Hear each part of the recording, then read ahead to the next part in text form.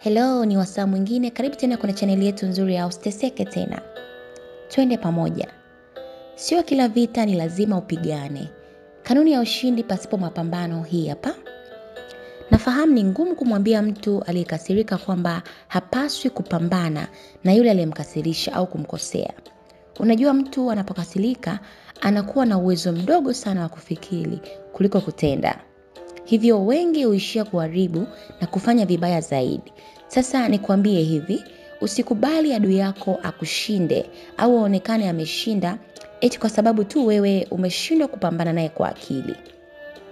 Wakati mwingine hauhitaji nguvu kupambana na adui yako.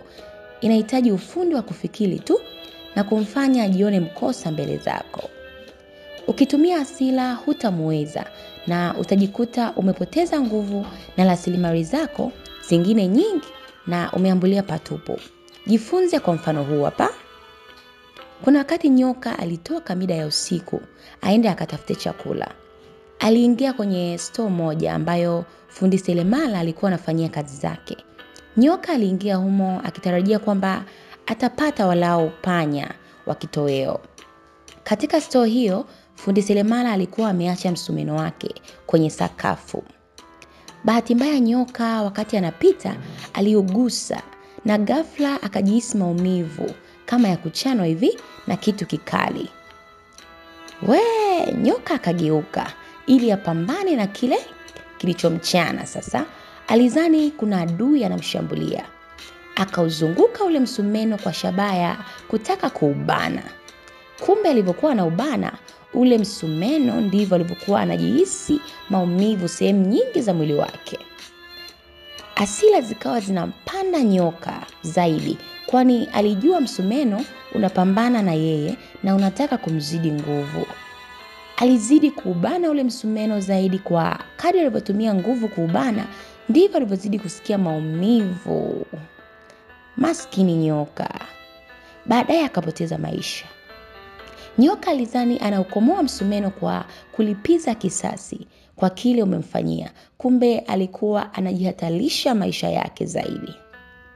Ndivyo wengi tunavyoshughulika na adui zetu. Wakati mwingi tunakosa amani na tunaishi maisha ya huzuni na wao wanafurahia maisha.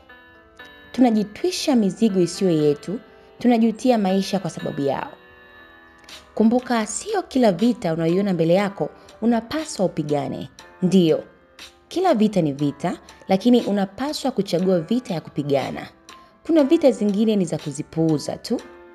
Hata kama umeumizwa zaidi na adui yako, unapaswa utulie kwanza kabla hujaamua chochote.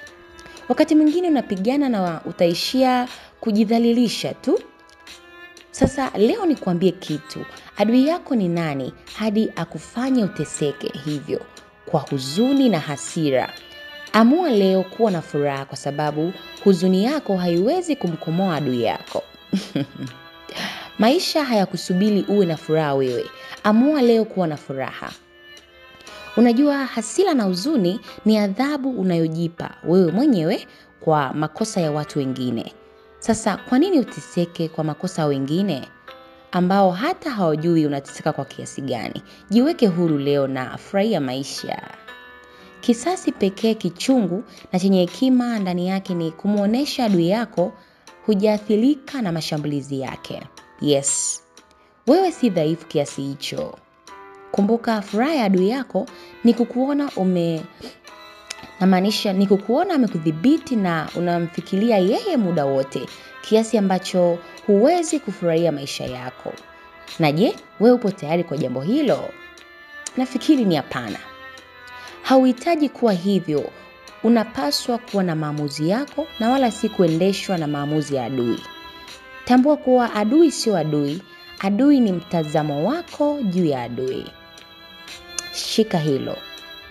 Ukimchukulia kama ni adui mkubwa, atakuwa hivyo kwako, lakini ukimchukulia kama mtu ambaye ni wa viwango vya chini, atakuwa hivyo.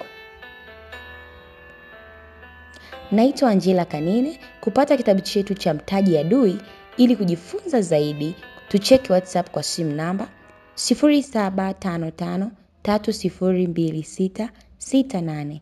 Asante na karibu.